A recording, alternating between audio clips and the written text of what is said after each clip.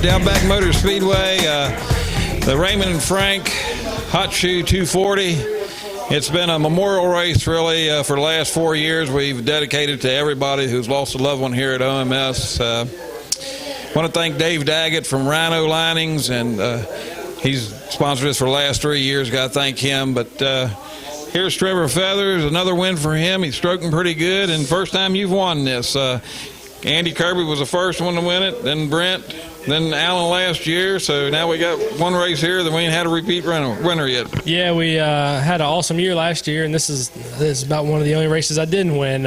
Every other one I think I've won except now the Rodney Franklin race. So this is definitely a good win. You kind of had us all emotional right there before the race, but you had to kind of put the blank stare on and go racing. And we were able to do it. I was telling Brad, he just walked out the door. I said, from where I was at the beginning of the night to be standing here, it kind of surprised me. That thing was awful. It was tight, bouncing around. The track was slick, and I was still hopping. I was like, man, I went over there and checked all the wheels, make sure the axles weren't bent, and the track just come around to me a little bit, I guess.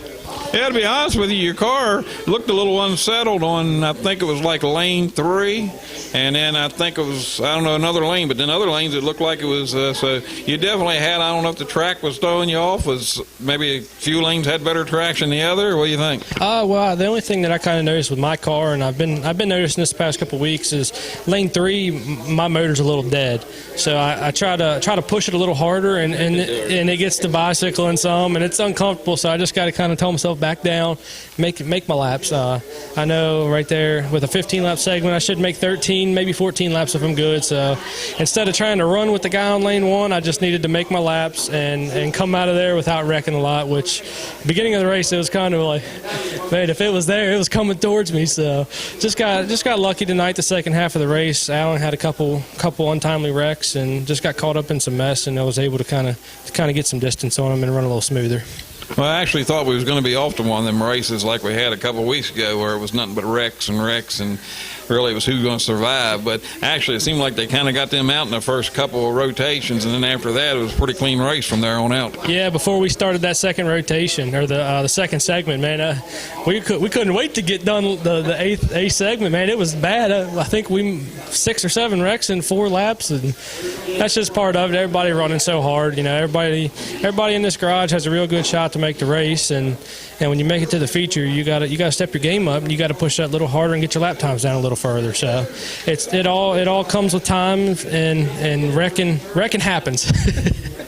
Well, I know how you watch the monitor, so you seen it. You got up a couple of laps, you had a little bit of a cushion, you just knew if you didn't wreck. But one wreck, you was going to be back there because they had about the next 5 on the same lap. Yeah, I saw that. I think it was the 3rd or 4th rotation, man. There was 3 or 4 of us. We were all tied, and the leader was only like 3 or 4 laps ahead of us. I mean, that's one wreck can take you from 2nd to 7th. I mean, that's how close it gets. Now, these double segment rotations, you kind of get spread out a little bit more. People wreck 1 or 2 more times than you, and it kind of separates you. But it's close. It keeps getting closer and closer every week. A couple wrecks here or there, and you might not win. You might not run in the top 5.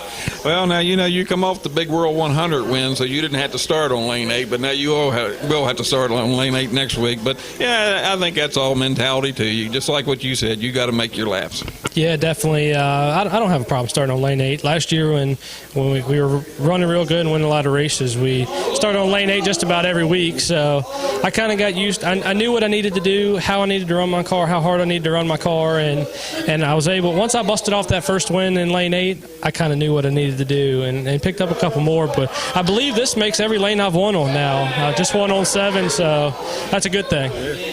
I don't doubt that either. They're over here watching Volusia getting all loud on us, but congratulations. Thank you. Yeah, I brought my laptop so we could watch Volusia tonight. There must be a hell of a race going on over there. Good old dirt on dirt. We got to push it in. Yeah, dirt on dirt. They do an awesome job doing that race. Been watching it all week. Took the time away from my car to do it. So I got to say thanks to the Rhino Lining guys. Big deal. They coming in here and doing this for 4 or 5 years now. Got to say thanks to Uncle Jimmy. He was got this thing ready before he went to Florida, and I was kind of nervous with it at the beginning of the night, but he always knows what I needed towards the end of it. Just got to get to the feature, and then I'm good. So got to give a special thanks to him and to his wife Jess and my wife. He does take a lot of time away from Jess, and I haven't taken an off season from the last racing season because I've been working on the car. So So I got to say thanks to my wife, Emily, too. Oh, yeah. Yeah, we put them through a lot. So, all right, congratulations. Yeah, thank you. Thank you guys here.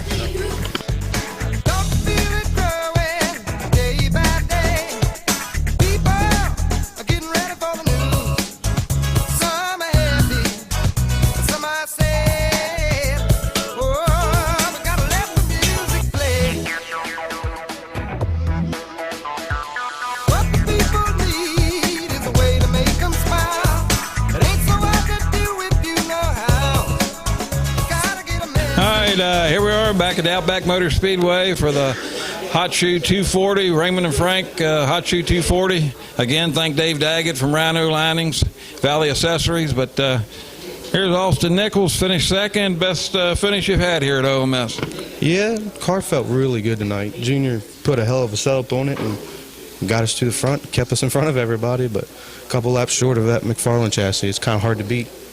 It's pretty fast. Well, as we was talking, you know, I think there was some wrecks that happened here and there in the first segment that got some of you all behind. You wasn't near running in second after the first rotation, so you came back in that second segment, so you definitely got in a better rhythm or found something. Yeah, the car picked up pretty fast. It was bobbling in the first couple segments, and then towards the end it straightened out, and hell, it was like a rocket ship coming off of 5 and 7. I think I was keeping up with guys on like 4. It was just really, it was fast, and Junior, just got to thank Junior. I mean, he's a smart one behind it. He might drink a little much, but I like to see him finish a race not drunk one time. Yeah, just a little bit. All right, man. Well, congratulations. Thank you, sir.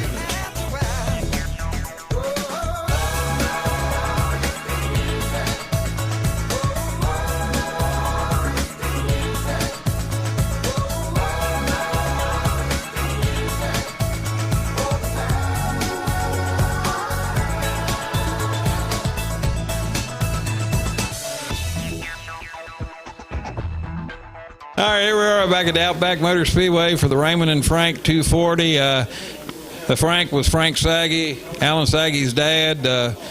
He always said, who's got the hot shoe tonight at the Hagerstown Speedway? He was the voice of Hagerstown Speedway for many years. No, this is a special race to you, and glad that you got it last year. And still in the top 3, can't complain too much. No, that's right, Tim. You know, we were lucky enough to win it last year and kind of got that off my bucket list, and would have liked to run it tonight or again, but we just weren't quite good enough, and we ran hard, I can tell you that. Did the best we could, and, you know, we run third and got all we could get, and, you know, got to be satisfied with that tonight.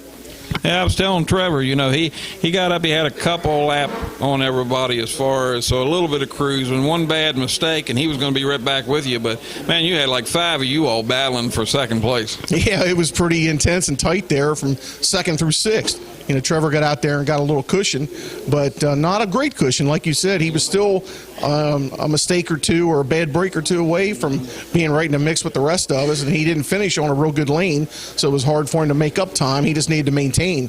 But I was making a little ground on him. I was making a lot of ground on Austin. Randy Ritter was making a little bit on me. We had a lot of comers and goers there. Frenchie was coming on the bottom. So it was any man's race. Who knew how it was going to shook out? But we all just... I know I just ran as hard as I could run the last segment, and you see where you're at when it's all over. Well, my right-hand man over here, Denny Lefevre, he writes up all the race results and all, and he'll know for sure, but I'm kind of thinking this might have been only race that's had as many leaders as it has, because it was just about a different leader at every rotation. Yeah, probably out of the 8 guys in the race, 6 of them led the race at one time or another. I mean, there was a lot of comers and goers there. It was really, really interesting, really good show tonight. All right, well, I know you was over watching Dirt on Dirt. We got to push them too, so congratulations. Yeah, thank you, Tim. I got to say thanks to McCarner, Joe Shiflett, and Don Davis for the chassis. And hey, we'll be back next week digging again. All right, man, great. Thank you.